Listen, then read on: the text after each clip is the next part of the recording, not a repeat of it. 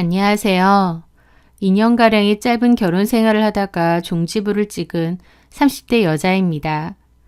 요즘은 시대가 많이 변해서 예전처럼 며느리에게 막장으로 구는 시어머니들도 많이 줄었다고는 하는데, 그럼에도 저도 그렇고 제 결혼한 주변 친구들도 그렇고 여전히 며느리를 무슨 종이나 그 집 아들 대신 돌봐주는 하인으로 보는 분들도 많은 것 같아요. 저한테 희생만 강요하던 시어머님과 남편 때문에 저도 결국 이혼의 길을 선택했으니까요. 엄마와 저는 제가 고등학교 때 이혼을 하셨고 저는 엄마랑 둘이서 살았는데요. 저희 엄마는 이모와 함께 식당을 운영하세요. 아침 식사부터 저녁 식사까지 운영되는 식당이었기에 엄마는 늘 바쁘셨고 저도 엄마랑 시간을 많이 보낸 적이 없습니다. 다른 친구들 보면 엄마랑 데이트도 하고 여행도 다닌다는데 저는 그런 적이 별로 없었던 거죠. 제 기억 속의 엄마는 늘 바쁜 사람이었습니다. 힘들게 일하시고 하루 쉬는 날이면 피곤함 때문에 골아떨어져서 주무시곤 했죠.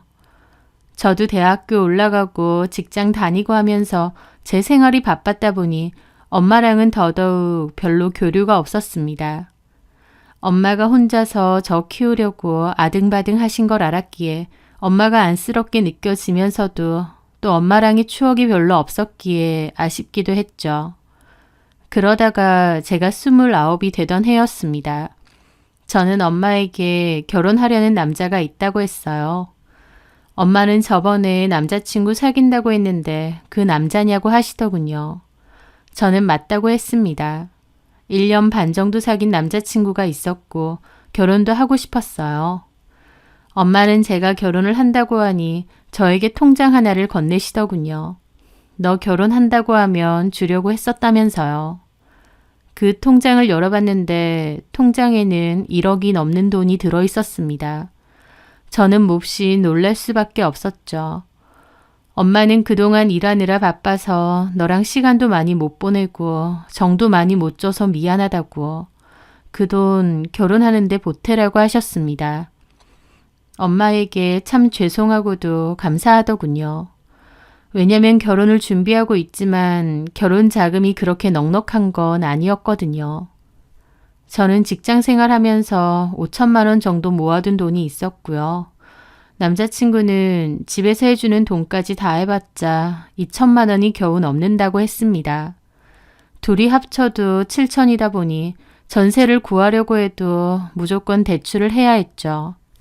그런데 저희 엄마가 뜻밖에도 1억이라는 돈을 주셨으니 결혼 준비가 훨씬 나아지는 거였습니다. 저는 이 얘기를 남친에게 했고 남친은 와, 어머님 진짜 멋지시다. 최고야. 우리 장모님한테 효도 많이 하고 살자. 그러더라고요. 저희는 그 돈까지 합치고 대출을 좀 받아서 아파트도 구하고 결혼 준비도 했습니다. 저희 엄마는 겉으로 표현은 많이 안 하셔도 저에 대한 사랑이 깊으셨어요. 그리고 앞으로도 자식한테 폐 안 끼치고 내 힘으로 살 거라는 얘기도 잘 하셨습니다. 이혼 후 혼자서 저를 키우시면서 돈 때문에 제가 서러움 당할까봐 그토록 악착같이 일하셨다는 걸 저도 알기에 엄마를 생각하면 마음도 아프고 감사하기도 했어요. 그런데 예비 시부모님의 상황은 좀 달랐습니다. 아버님은 퇴직하신 이후에 치킨집을 하나 열었는데 그게 잘 안 됐다고 했습니다. 그래서 결국 돈만 날리고 문을 닫았다고 했어요. 그래서 노후 자금이 없으신 셈이었죠. 그나마 있는 재산이라곤 시부모님 사시는 집인데 그것도 전세라고 했습니다. 시부모님이 치킨집 망하고 더 이상 일을 안 하셨기에 남친이 그동안 생활비를 내고 있었다고 했어요. 결혼하고 나서도 계속 생활비를 드려야 되냐니까 연금이 나오기 전까지 몇 년만 더 드리면 된다고 했습니다. 그래서 저도 알겠다고 그랬죠. 솔직히 저희 엄마한테는 따로 드리는 돈도 없는데 시부모님께는 매달 드려야 된다고 생각하니 좀 부담스럽기도 했습니다. 하지만 그때 당시엔 저도 남자친구가 많이 좋았고 또 결혼하면 며느리도 자식이니까 생각하며 좋은 마음으로 그렇게 하기로 했어요. 그렇게 결혼을 했고 저희가 버는 월급에서 일정 부분은 시부모님께 매달 송금을 해드렸습니다. 저는 남편보다도 몇십만 원 정도 더 많은 월급을 받고 있었습니다. 남편은 이런저런 일을 하다가 뒤늦게 취업을 해서 정착을 한 편이었고 저는 졸업하고 바로 취업한 회사에 계속 다녔거든요. 회사는 서로 다르긴 하지만 직급도 제가 더 높은 편이고 연봉도 더 높은 편이었죠. 큰 차이는 아니었고 월급으로 치면 3, 40 정도 제가 더 많은 수준이었어요.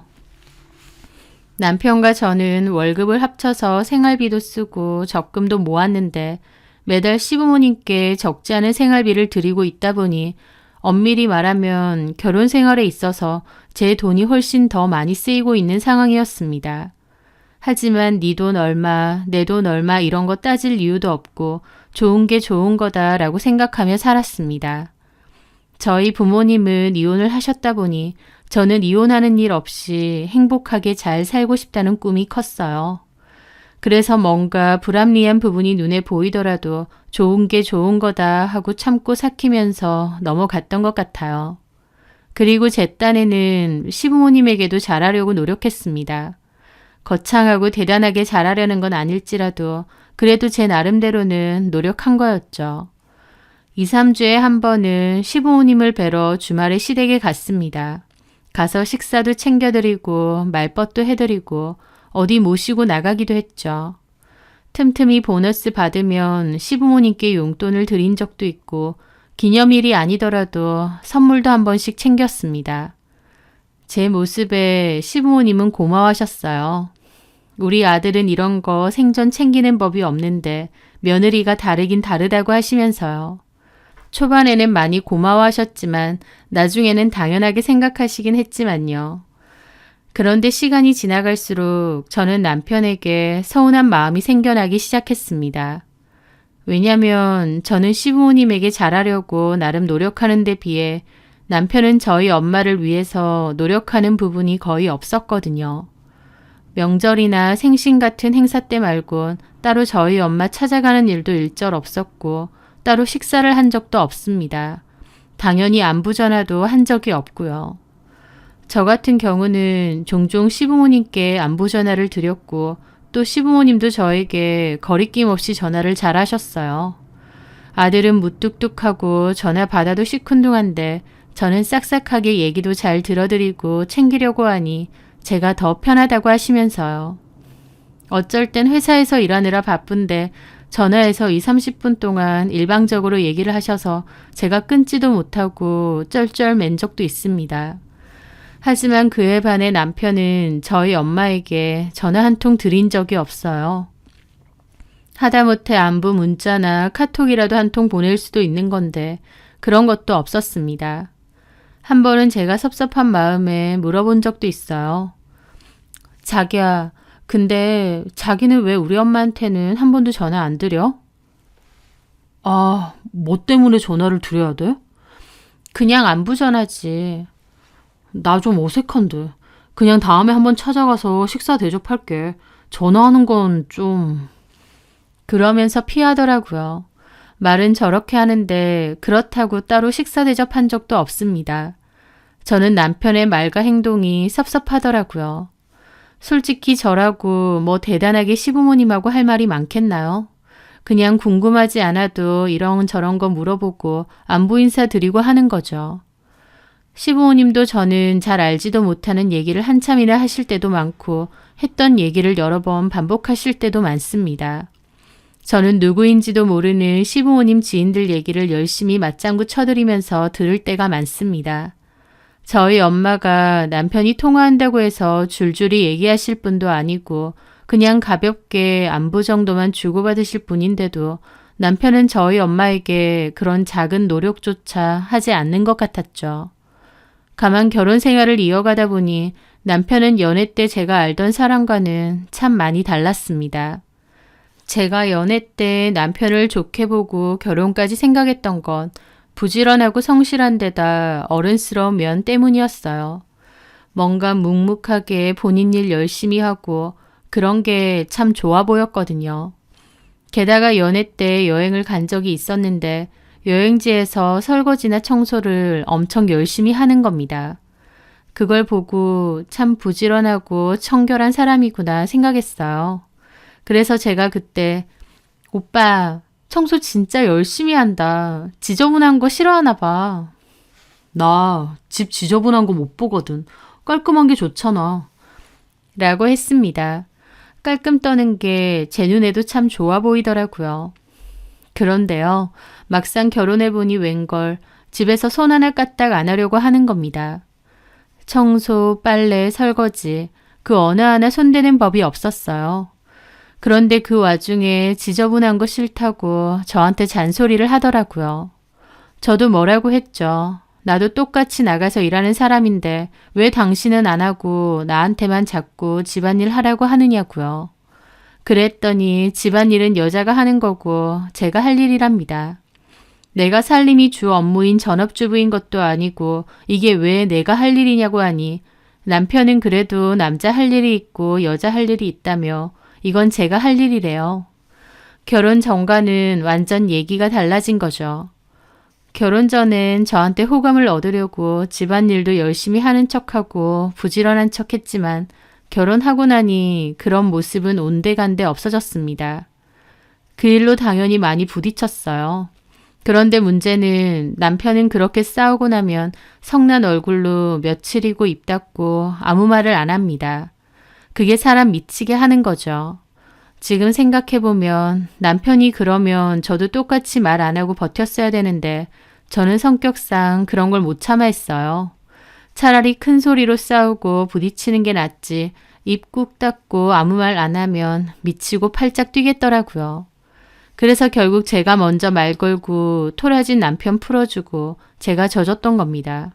그리고 집안일에 대해서 말이 나오면 무조건 다투게 되니까 싸우기 싫었던 제가 그냥 하게 되었죠. 나중에는 제가 하는 게 당연하게 되어버렸고요. 결혼 생활이 이어져 갈수록 제가 가장 많이 느꼈던 기분은 억울함이었습니다. 돈은 내가 더 많이 벌어오는데 집안일도 내가 더 많이 하는 것도 억울하고 또 저는 시부모님 챙기고 매달 생활비까지 드리는데 남편은 저희 엄마 챙기는 법도 없고 물론 저희 엄마한테는 따로 생활비나 용돈 드리는 법도 없었죠. 그나마 제가 따로 한 번씩 엄마에게 용돈을 드리려고 했지만 저희 엄마는 필요 없다고 받지도 않으셨지만요. 부부 사이에 그런 생각 안 하고 살려고 했지만 저도 사람이다 보니 남편의 행동에 억울하고 섭섭하고 나만 손해본다는 생각이 갈수록 커졌습니다. 이런 얘기로 남편과 대화도 몇 번 해보려고 했지만 남편은 도리어 자기가 여기서 뭘 더 해야 되느냐며 화를 내거나 굳은 얼굴로 대화를 피하기만 했습니다. 이러려고 결혼한 건 아닌데 라는 생각이 점차 들었죠. 그러던 와중이었어요. 회사에서 일을 하고 있는데 전화 한 통을 받았습니다. 저는 그 전화를 받고 너무 놀랐습니다. 엄마가 교통사고를 당하셨다는 전화였거든요. 심장이 떨어져 앉는 줄 알았습니다. 저는 전화를 받자마자 급하게 병원을 갔고 엄마를 보게 되었습니다.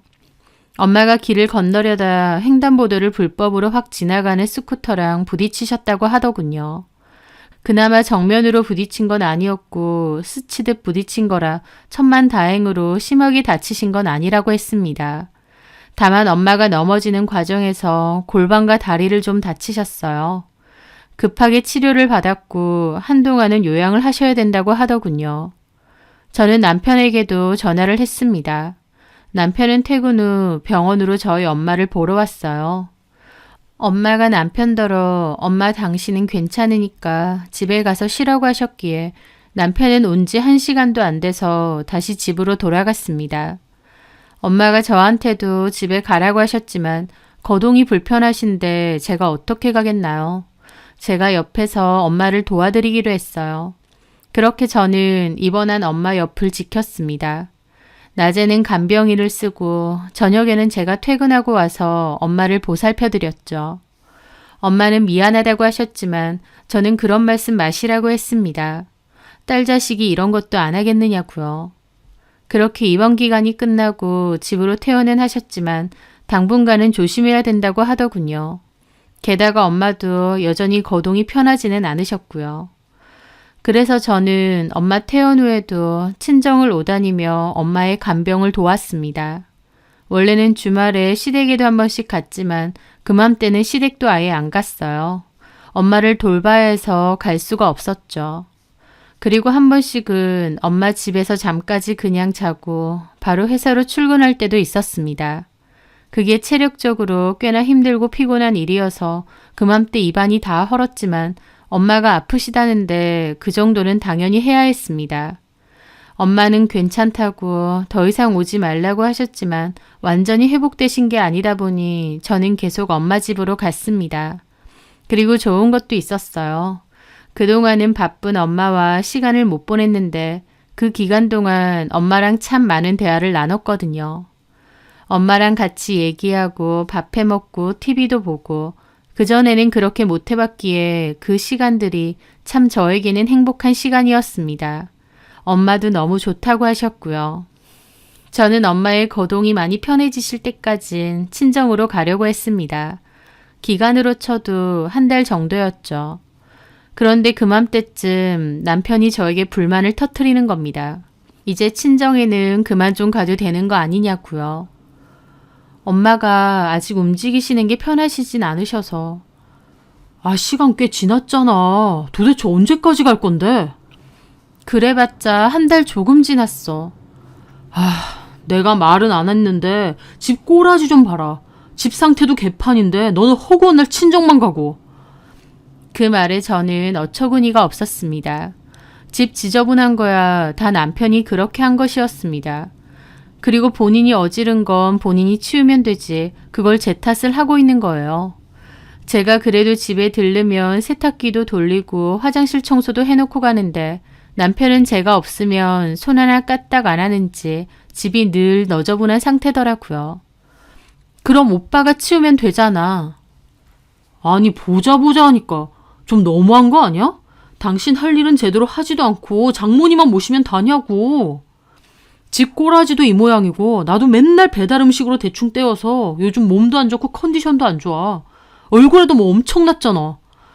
왜 배달 음식을 먹어? 어머니 반찬 싸준 거 있잖아. 햇반 있는데 그거랑 같이 먹으면 되지. 반찬만 가지고 어떻게 먹냐고. 그럼 나더러 어쩌라고. 이제 그만 좀 가라고. 지 할 일도 똑바로 안 하면서 핏대 높여 따지는데 어이가 없으니 말문이 막히더라고요.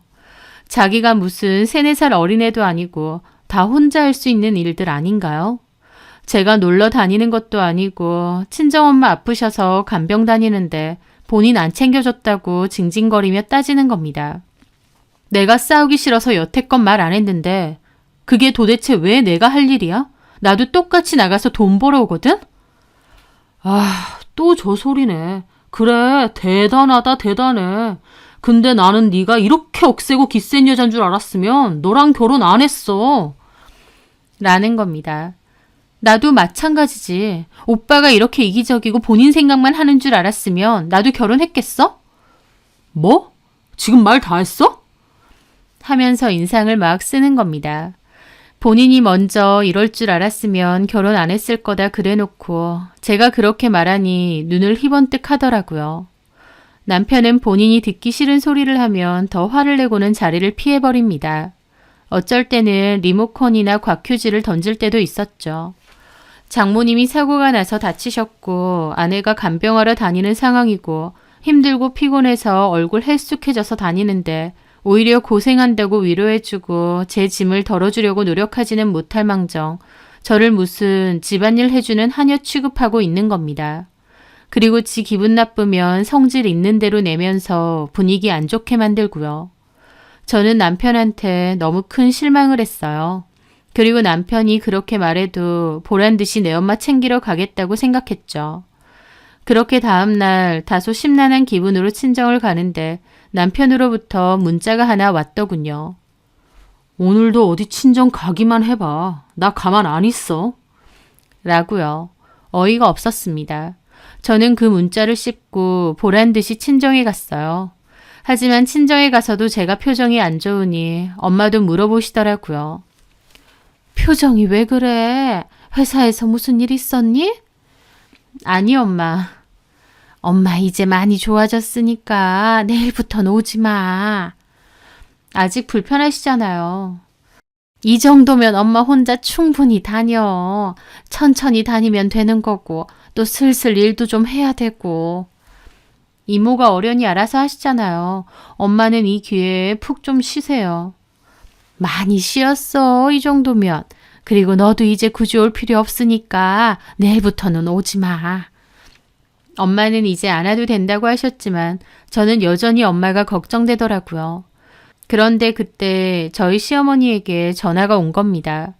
저는 방으로 가서 전화를 받았죠. 네, 어머님. 너 집이니? 아니요, 친정 와 있는데요. 제 말에 어머님 한숨을 푹 내시더라고요. 친정? 또 갔어? 어머님 말에 저도 기분이 상하더라고요. 저희 엄마 몸이 불편하셔서. 그건 아는데 한 달이나 지났는데 아직도 불편하시대? 그 정도면 병원 가서 다시 치료해야 되는 거 아니니? 아니, 그리고 사돈도 그렇다. 결혼한 딸이 한 달이나 친정 드나들면 이제 안 와도 된다고 먼저 얘기하셔야 되는 거 아니냐고. 하면서 저한테 작정한 듯 따지시는 겁니다. 저는 너무 기분 상했죠. 엄마가 다치셨고 거동이 불편해 유일한 자식인 제가 도와드리러 오는 건데 왜 또 친정 갔느냐며 저한테 뭐라고 하시는 겁니다. 너네 친정 간다고 요즘 우리 집에는 오지도 않지? 나한테 전화도 잘 안 하고. 너네 친정 엄마만 챙기려고 하니까 나도 상당히 섭섭하다.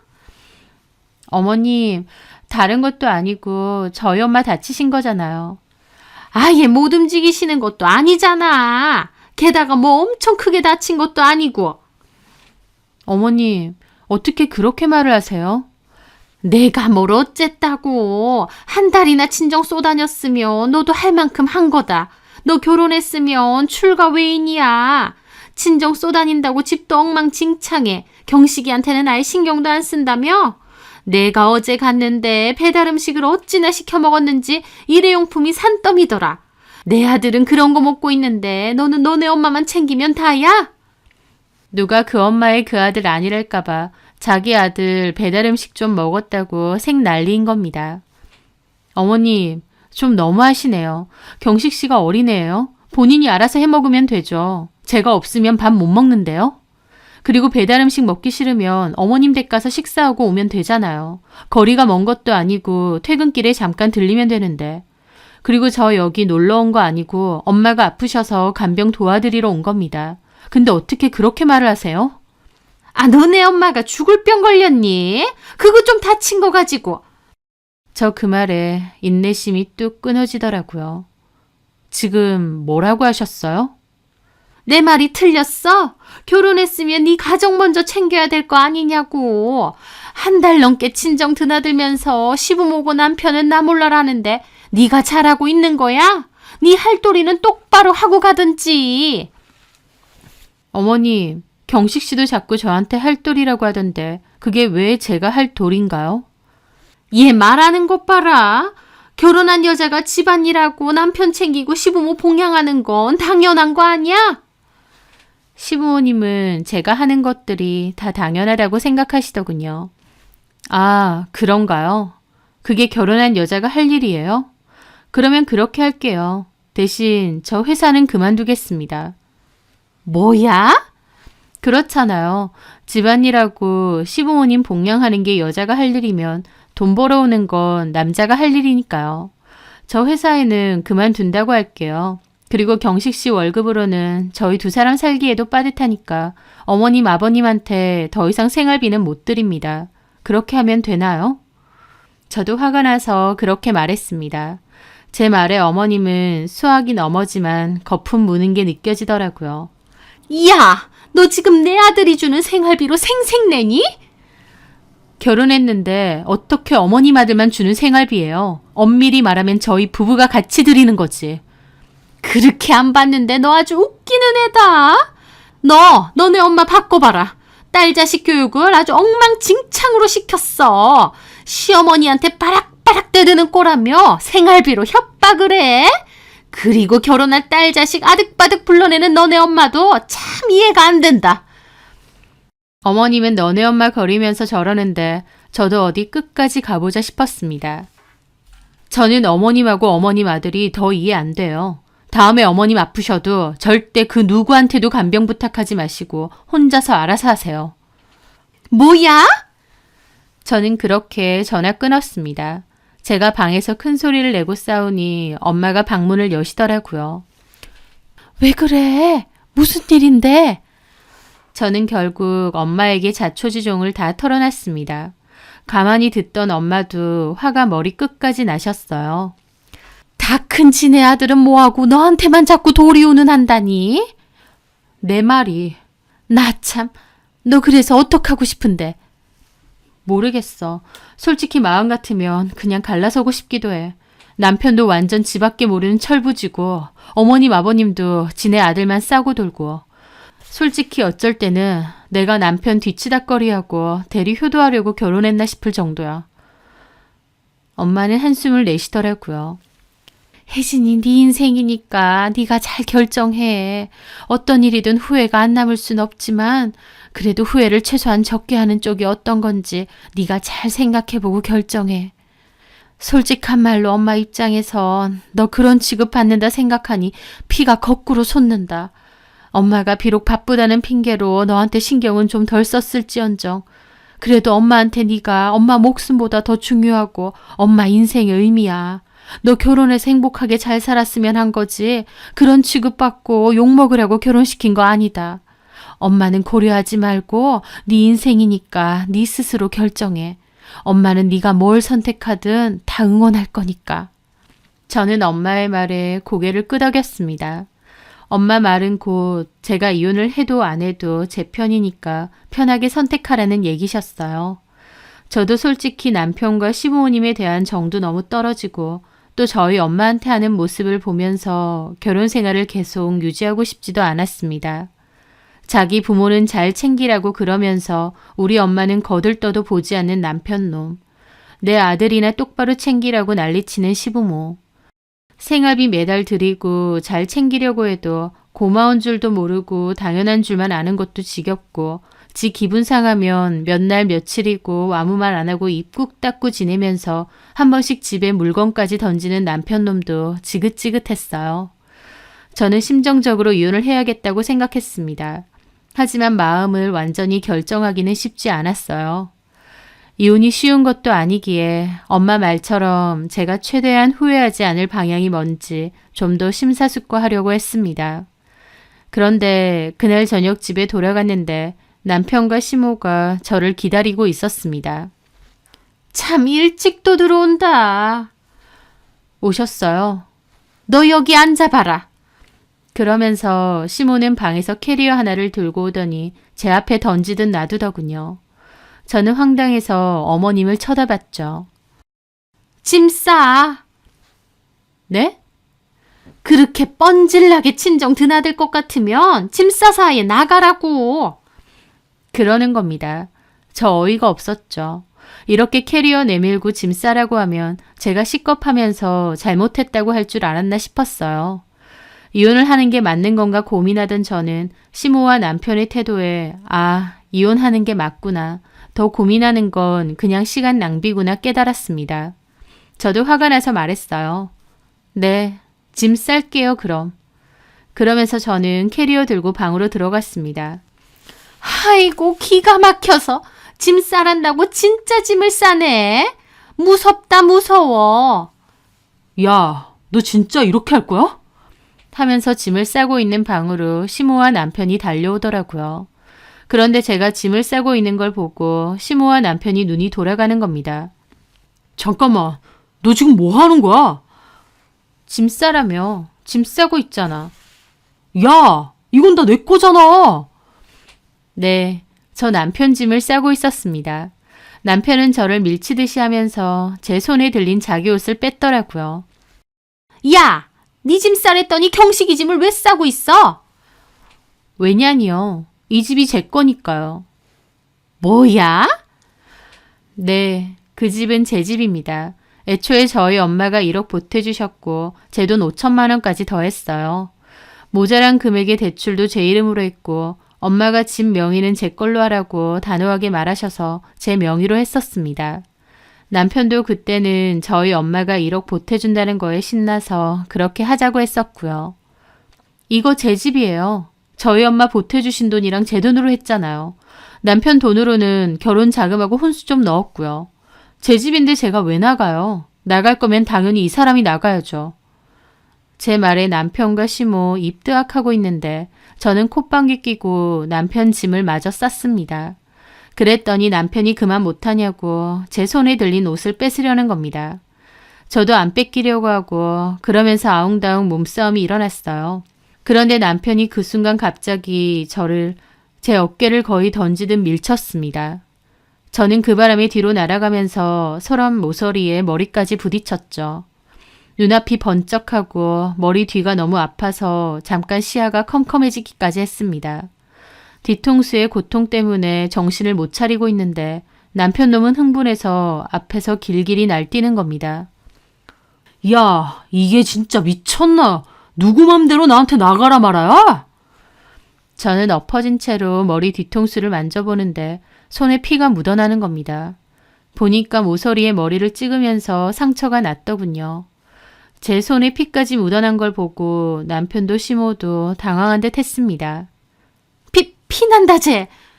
남편도 좀 놀란 얼굴이었으나 도리어 큰 소리를 쳤습니다. 그러게, 왜 미친 짓을 해? 왜 사람 열받게 하냐고? 하면서 소리 지르는데 그 상황이 무섭기도 하고 저것들이 나를 어떻게 할지도 모른다는 생각이 왈칵 들었어요. 저는 바닥에 엎드려 있는 채로 조심히 주머니에서 핸드폰을 살짝 꺼냈습니다. 그리고 112를 눌렀죠. 아무 말도 하지 않고 폰을 바닥에 뒤집어 놔두었고 계속 엎드려 있었어요. 남편은 일부러 더 큰 소리를 내더라고요.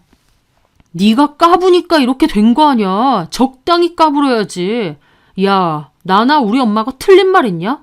니네 엄마 챙긴다고 우리 집 나 몰라라 하고, 그리고 너 우리 엄마한테 아까 통화로 막말까지 했다며? 이 미친년이 맞아야 정신 차릴래? 그리고 이 집이 왜 네 집이야? 그러길래 제가 일부러 통화에 들리게끔 큰 소리로 말했습니다. 그렇다고 사람을 이렇게 밀치고 때리기까지 해? 이거 우리 엄마가 해준 내 집이야. 한성아파트 102동 901호. 이거 내 집이라고. 저게 진짜 아직도. 남편이 저에게 달려들려고 해서 제가 비명을 질렀고 어머님도 당황해서 남편을 말리더군요. 야, 그만해라. 제 피까지 났잖아. 아우, 사람 열받게 하니까. 어머님은 여전히 바닥에 쓰러져 있는 저보고 그러더군요. 너도 적당히 해. 그리고 왜 그러고 있어? 빨리 일어나지 않고.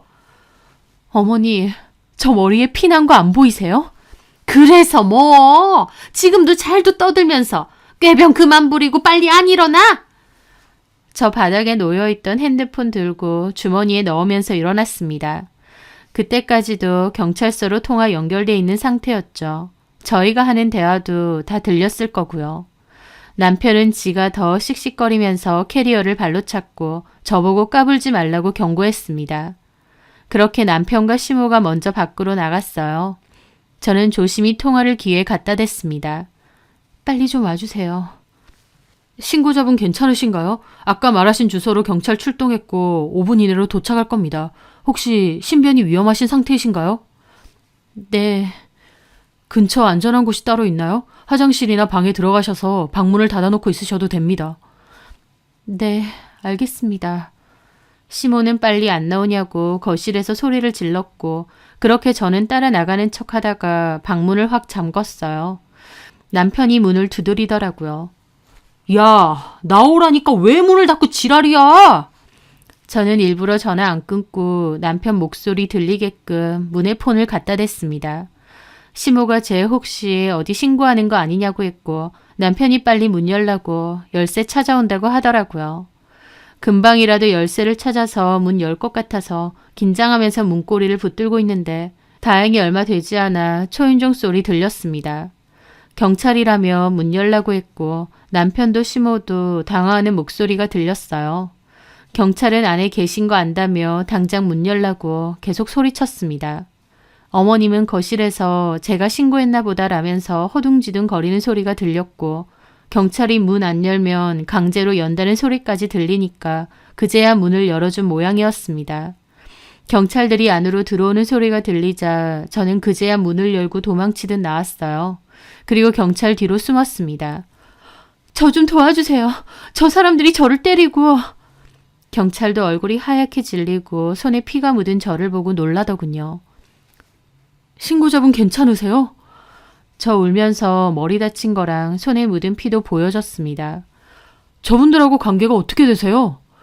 남편하고 시어머니요. 저 강제로 밀고 때려서 이렇게 됐어요. 제 말에 남편과 시모가 펄쩍 뛰더라고요. 아닙니다. 지 혼자 생 난리치다가 넘어져서 그런 거예요. 우리가 그런 거 아닙니다. 일단 경찰서로 가서 진술하시죠. 우리가 왜 가요? 제가 혼자 저런 거라니까. 신고 들어왔고 신고자분이 폭행당한 흔적이 있기 때문에 서로 가셔야 됩니다. 얼른 따라 나오세요. 야, 네가 먼저 내 아들 쫓아내려고 하다가 혼자 자빠졌잖아. 어머님 아들이 저 밀치고 때렸잖아요. 뭐야? 여기서 실랑이 하지 마시고 빨리 따라 나오시라니까요. 그렇게 남편과 시모는 경찰차 타고 서로 갔습니다. 저도 따라갔고요. 남편과 시모는 저 혼자 난리치다가 부딪혀서 저런다고 했지만 경찰에 신고하면서 녹음된 제 음성이 고스란히 남아있었어요.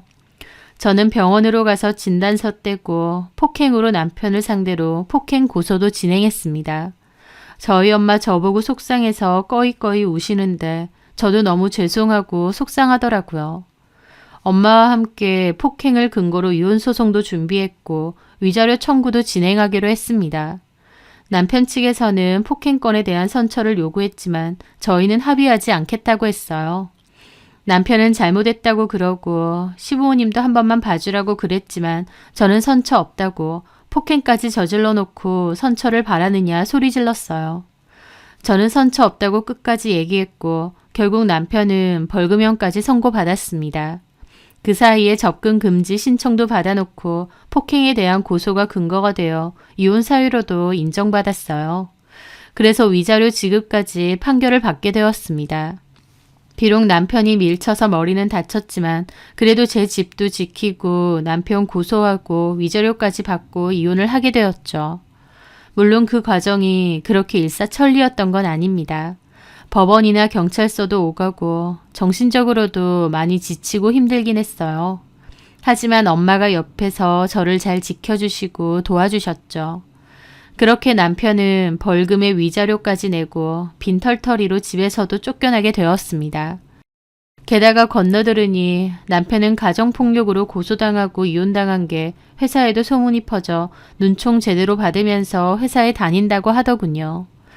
회사에서도 남편은 완전 인간 쓰레기 취급받는다고 했습니다. 그렇게 남편은 이혼당한 후 시부모 집으로 다시 들어갔다고 하던데 시부모가 앞으로 그 귀한 아들 알뜰살뜰 잘 보살피면서 살면 되겠더라고요. 시부모는 언제부터 자식한테 그렇게 봉양받았다고 저한테 저희 엄마보다 시댁부터 잘 챙기라고 닥달을 하고 남편 놈은 저한테만 며느리 노릇 아내 노릇 강요했었죠. 참 지금 생각해도 주제도 모르는 인간들이었던 것 같아요. 저는 더 이상 해줄 생각 없어서 손 털고 나왔는데 너무 자유롭고 편했습니다. 제가 집회 가고 집안일 다 하고 돈까지 벌어오면서 왜 그 사람들하고 계속 살았는지 모르겠더라고요. 그나마 하루라도 빨리 털고 나온 게 다행이라면 다행일까요? 아무도 알아주지도 않는 남편과 시부모 뒤치다거리 앞으로는 안 해도 되니 그렇게 속이 편하고 좋을 수가 없더라고요. 그런 생각도 듭니다. 제가 저희 엄마 간병하는 거 그냥 아무 말 안 하고 가만히 있었으면 저도 이혼까진 안 했을 겁니다. 좀 불합리하고 억울하다는 생각 들었어도 그래도 그냥 이런 게 결혼 생활인가 보다 하고 계속 살았겠죠. 여전히 돈도 벌어오면서 집안일도 하고 시부모 복양하고 남편 건사하고 저희 엄마는 제대로 챙기지도 못하면서요. 하지만 저희 엄마 간병 가는 거 한 달도 못 참는 그 이기적인 족속들이 본인들 본심 다 까발리는 통에 저도 바보 같은 호구짓 잘 그만둔 것 같습니다. 신혼집은 팔아서 다 정리하고 저는 엄마 집으로 들어갔습니다. 다시는 그런 인간들하고 엮이지 않을 거고 저희 엄마 잘 챙기고 모시면서 행복하게 살려고 합니다. 엄마도 이 일을 계기로 일도 좀 줄이고 저랑 시간을 많이 보내겠다고 하셨어요. 저도 앞으로는 엄마랑 좋은 추억 많이 만들려 합니다. 제 사연 들어주셔서 감사합니다.